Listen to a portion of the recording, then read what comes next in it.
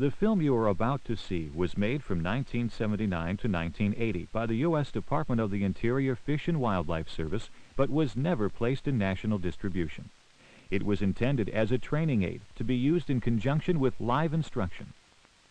This is a film primarily about testing ammunition, not waterfowl hunting.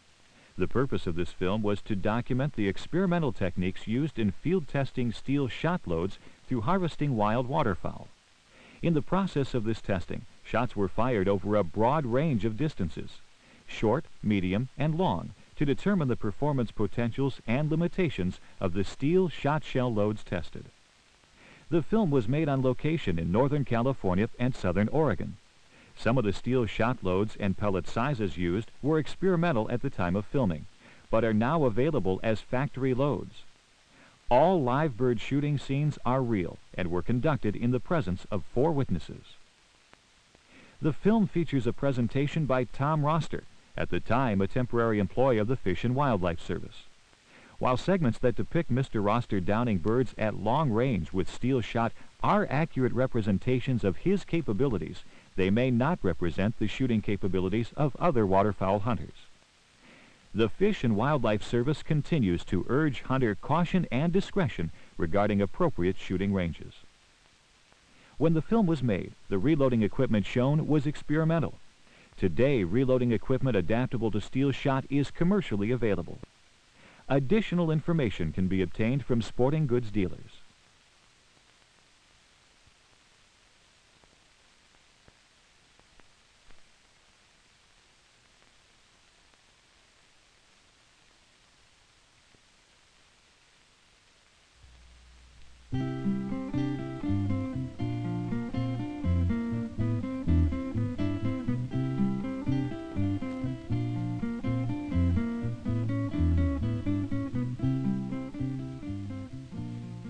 Ever since the discovery that waterfowl frequently ingest spent lead shotgun shell pellets and may in turn die from lead poisoning, a suitable non-toxic substitute for lead shot has been sought. Many alternative metal types have been considered and tested, but to date only steel shot has proven to be both a non-toxic and economically feasible substitute for lead shot. Because waterfowl hunting is rich in tradition, there are many strongly held beliefs and opinions about which shotgun gauges, shot shell loads, and even shot sizes are most effective for hunting ducks or geese. However, there's been very little research to determine the relative performance of shot shell loads on wild waterfowl under actual field conditions. Because steel shot is a new shotgun projectile type, much needs to be learned about its ballistics. That is one of the principal jobs of Tom Roster, a ballistic specialist who works for the U.S. Fish and Wildlife Service. Many hunters are skeptical about steel shot being an acceptable substitute for lead shot. Tom Roster offers some comments on negative attitudes about steel shot. I think one of the problems that many hunters and many who voice that opinion have is that they have simply never taken a lead shotgun shell, such as this Remington shell, or a steel shotgun shell, such as a Winchester shell, cut them open, remove the pellets and remove the components, and I think if one does that, it tells a very revealing story. For example, if we open up the lead shotgun shell and remove the pellets, remove the wad, we find in many shells today a one-piece wad, which consists of a shot cup, which contains most of the lead shot, a cushioning section, which is very important for helping to prevent the lead pellets from being crushed under the forces of combustion, and then a over powder section, which gives us a good gas seal and proper combustion. One opens up a steel shotgun shell, you find a different kind of animal. Remove the pellets and remove the wad. You find in modern ammunition, a one-piece wad, but it's noticeably different in design. There's simply a long shot cup and then an over powder section.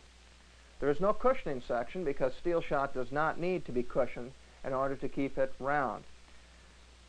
We looked at old steel shot ammunition, which I think is a second part of the problem many people have with steel.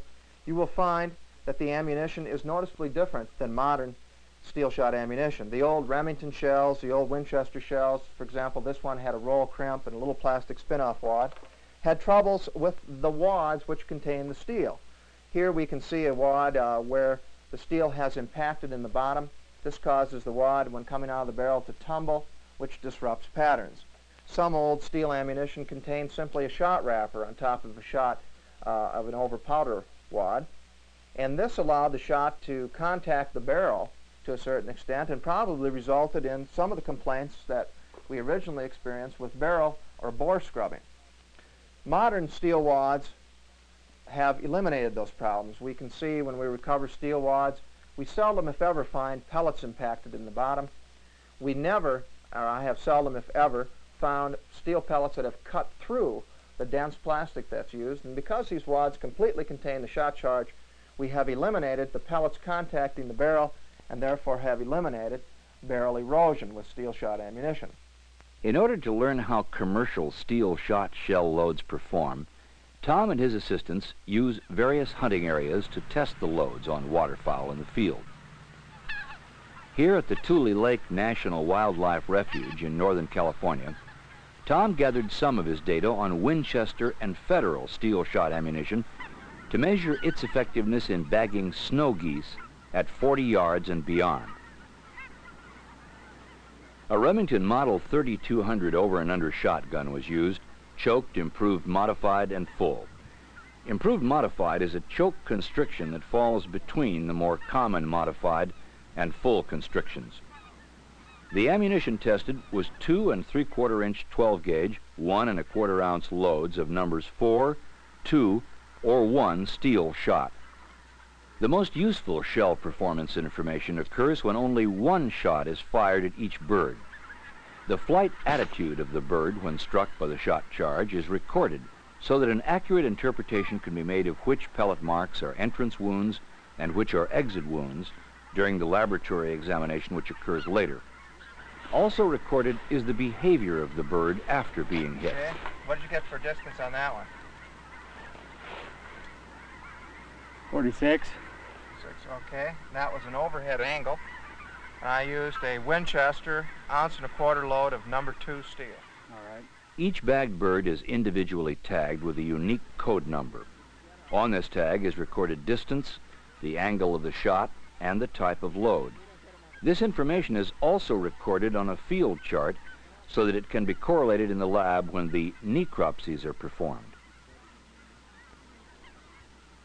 On this particular day, 5 snow geese were collected with the steel shot test loads.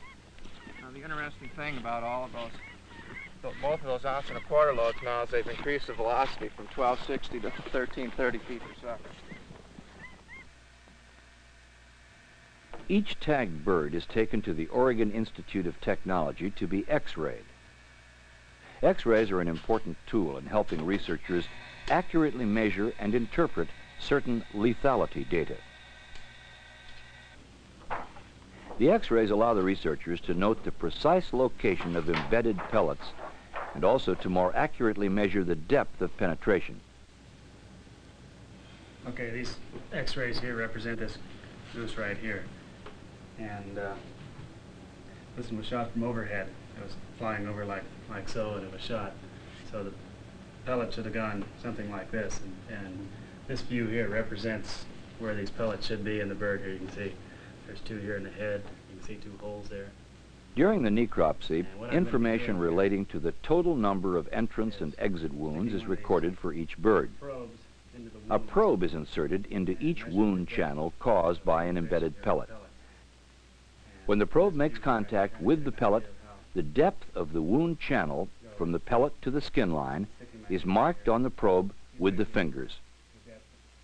This depth is then compared to the image on the X-ray, and if there is a close relationship between the two, the distance is then measured on a meter stick and recorded on the data sheet as the depth of penetration.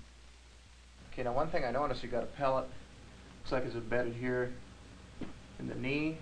It looks like you got 2 embedded in the head. Could you dig those out for me so I could see the change, if any, in spherosity?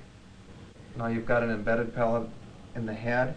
Right. under the skin. Right, they came up here under the throat here, and one of them embedded right here just under the skin. It went So through the skull. in other words, it penetrated from here all the way through the head and ended up under the skin. The reason I ask that, we get a lot of people who find pellets under the skin, but because they didn't keep a record on which angle they shot the bird at, they incorrectly assume that that pellet somehow just went under the skin and lodged there.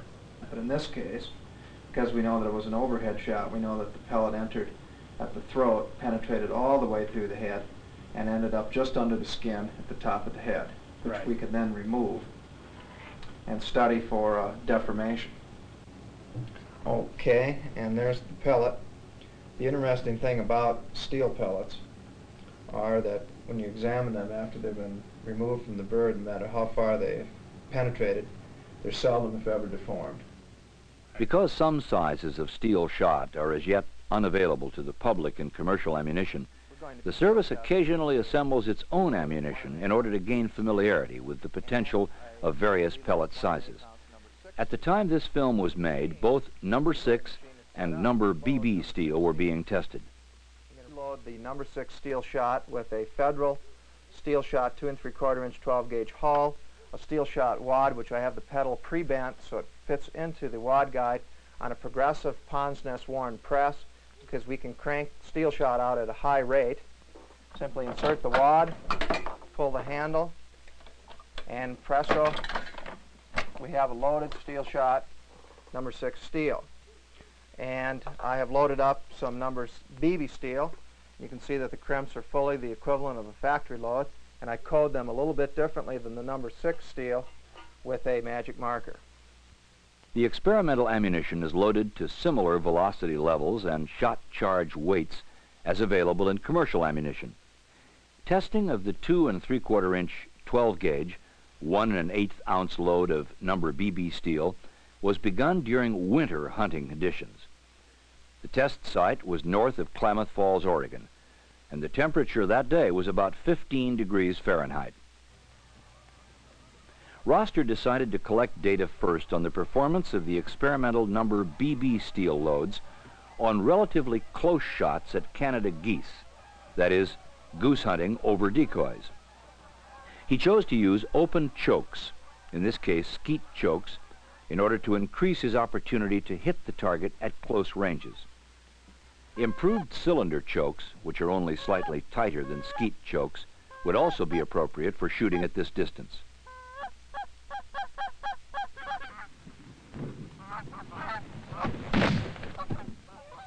Okay, how far was that last shot?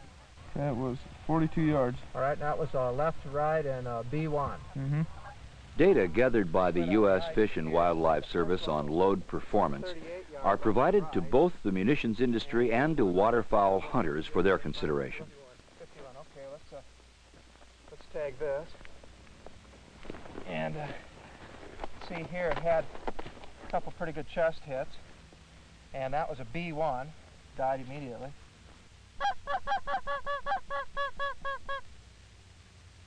Some hunters have reported that when using steel shot to hunt Canada geese, their birds would oftentimes fall to the ground as cripples and either run or fly off. We found, however, that during this test, if the Canada geese were properly caught in a pattern of size BB steel, they were cleanly bagged.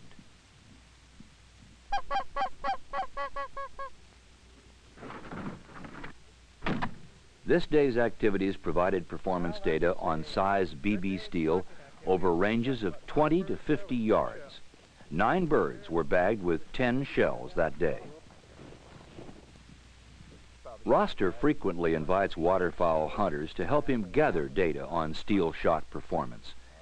He had heard that professional waterfowl hunting guide Shell Block had been voluntarily shooting steel shot in the Tule Lake, California area. Because of Shell's extensive experience with shooting steel shot, Roster contacted him and asked him to relate his experiences using commercially available steel shot ammunition.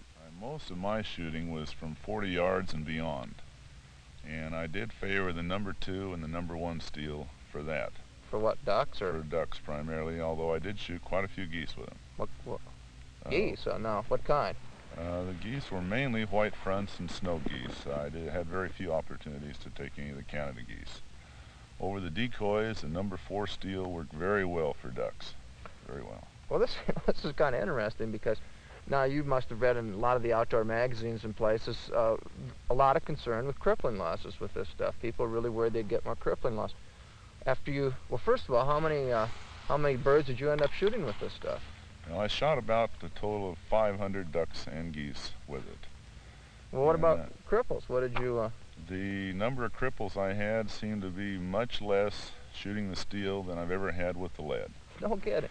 And another interesting thing was when we would get a bird down, like on the water, and it was trying to escape to the tules or something, I would shoot at it on the water, and I was able to kill it with just the first shot or two with steel, whereas sometimes when I'd shoot lead at them in past years, it'd take me 4, 5, 6 shells to get him killed. That's really interesting. So apparently it was holding much tighter pattern, and it was very easy to kill them on the water with it. Huh. Tom Roster and Shell Block then began collecting data on the performance of experimental loads of number 6 steel and commercial loads of number 2 steel for pass-shooting ducks at long ranges. Shell decided to use his Remington Model 870 pump with full choke barrel. Can you pick a Drake mallard? Yeah, here's one on the left.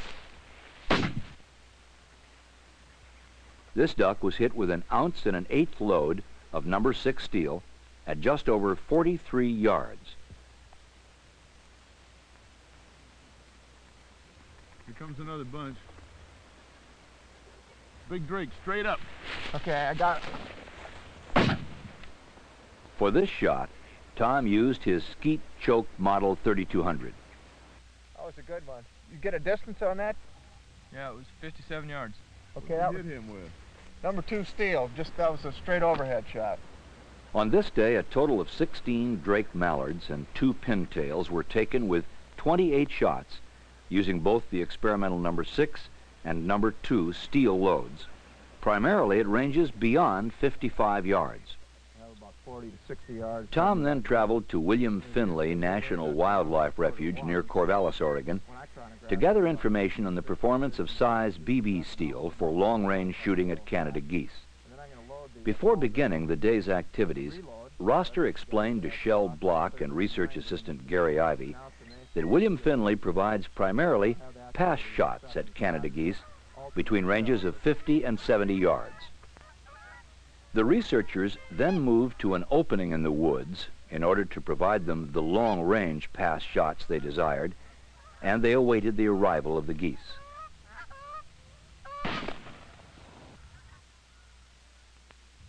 Okay, this was the goose we just bagged. And what kind of distance did you get on that? 60 yards. Okay, and I used the 1 ounce and 1/8 of number BB steel. And that was what, an overhead angle? Yeah.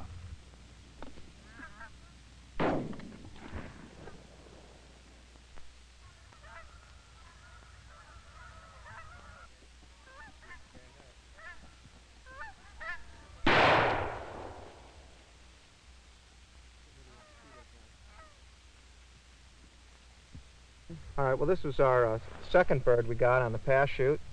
Was a right to left bird. And what distance did you get for it, Gary? I got 69 yards. Okay, so he got 69 yards through the rangefinder instrument. And I shot this with the BB reload that travels 1390 feet per second. Used the improved modified choke, and the bird was dead immediately. I can see for sure that there's 1, 2, 3, 4, and 5 pellet strikes in the chest. This is the second bird, a right to left, about 52, 53 yard shot. We can see 1, 2, 3 pellet strikes for sure in this bird, plus a wing break. When we get done autopsying it, we'll determine for sure how many pellet strikes. I used BB steel to collect all of these, which we got 153, 2 about 60, and 2 right around 70 yards. Back in the laboratory, the necropsies then revealed the story on the number of pellet strikes and their location on each goose. On this overhead goose, remember this one sailed over the trees and fell in the field dead behind us, and the dog retrieved it. It was about a 60-yard shot, again with an improved modified choke, and I used the 1 ounce and 1/8 load of number BB steel. We can see very clearly on the autopsy sheet the location of those pellet marks, and they were in the back half of the bird, so the bird usually doesn't fall dead as quickly if they're hit in the back half.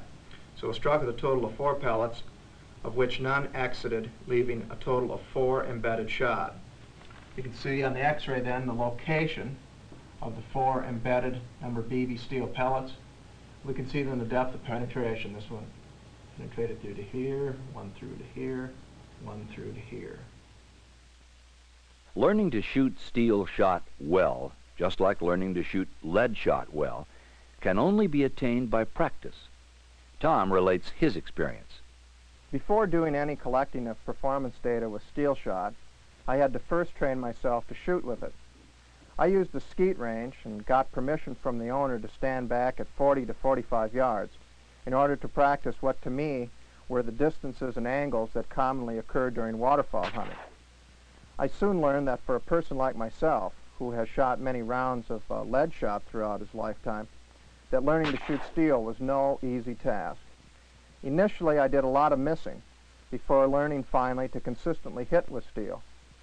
And I soon discovered another big truth. It took a lot of practice. One thing this experience did teach me, though, every hunter will need some practice to become a good shot with steel. In listening to hunters throughout the country talking about shooting steel shot, Roster soon noted a pattern. The more experience a hunter had with shooting lead, the more difficulty he seemed to have in learning to shoot steel. So Roster contacted his old shooting coach, world champion skeet shooter Walt Bedorick, to see if and how Bedorick could learn to shoot steel shot. Today is to learn to shoot steel.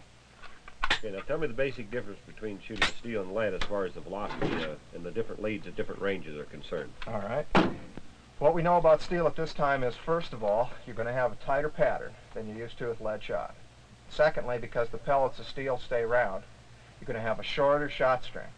In terms of velocity, the lead loads you've been shooting are about 1,200 feet per second, and the steel loads are about 1,365. To make the comparison, Roster first asked Bedorick to shoot with lead shot target loads. He had him shoot at Station 5 at a skeet range, which presents a 90-degree angle target at 21 yards distance. Okay, now Walt, we've gone through the basics of shooting, and you've shot with lead shot. Now we're going to switch to steel shot. What are you going to do different now when you shoot steel than when you shot lead? Well, we'll shoot high 5 again here, and when you shoot lead shot, that lead's about 3 feet. So I think the first thing I'll do is cut my lead about in half. So I'll try to look at about 1.5 foot lead. It's going to be a little difficult to teach myself to look for a shorter lead, but I'll try to look for a shorter lead, but do the same thing I've always done with lead, and that is follow on through and keep your head on the stock and just cut the lead down and see how that works to start with. All right, let's try that.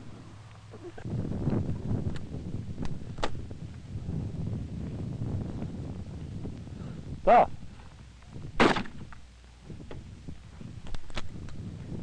Okay, want to do another one? Yeah. Light's a little lower now. Ah. Okay, let's talk about that one a little bit, Walt. Okay, what happened on that shot, do you think? Well, I might not have had enough lead. I was trying to concentrate on cutting the lead back, and I think I didn't have enough lead, but I'm not positive, and I could have shot over the target a little bit. I really can't tell you right now. All right, let's try it again. Oh. Got that one good, Walt. Yeah, I think what I did on the other one was cut the lead back down just a little bit too much, and didn't quite have enough lead, and the target got away on me. All right, so what kind of lead do you think you're using now that you're hitting it? Well, I'm cutting my lead about in half, so I'm down to about 1.5 foot over a lead shot lead of 3 feet. All right. Okay, well, that was interesting at 21 yards. It looks like you definitely made an adjustment, cut down your lead, and we're hitting pretty good with steel. Now, coming back here to about 43 yards, we'll be breaking the target. I think it's important to practice back here because that's where a lot of duck hunters shoot their birds, and we'll have to make some more adjustments here.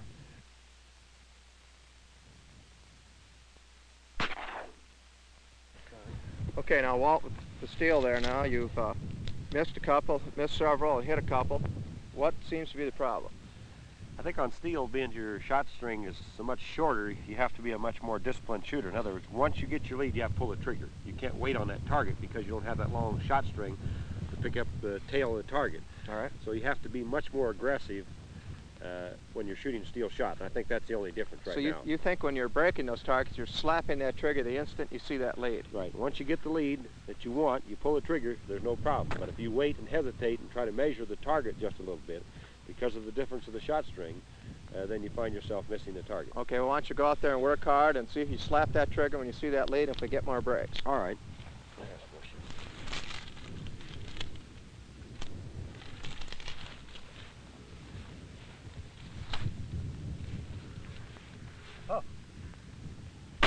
All right, broke that one. Good, real good.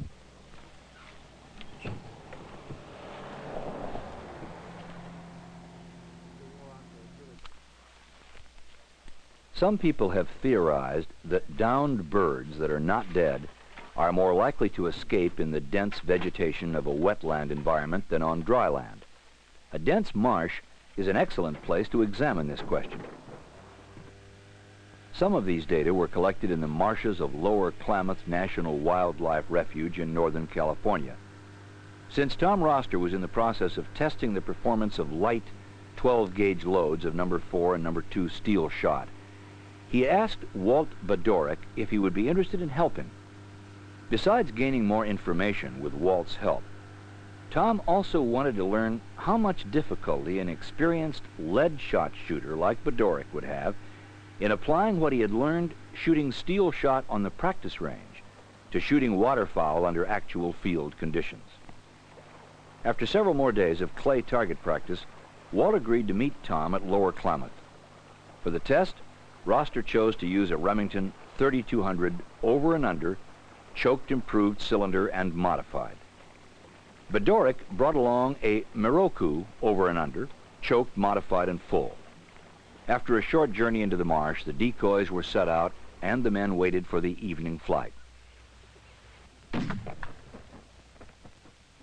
Bedorek missed shots at the first 2 mallards with his full choked barrel at a distance of a little over 35 yards.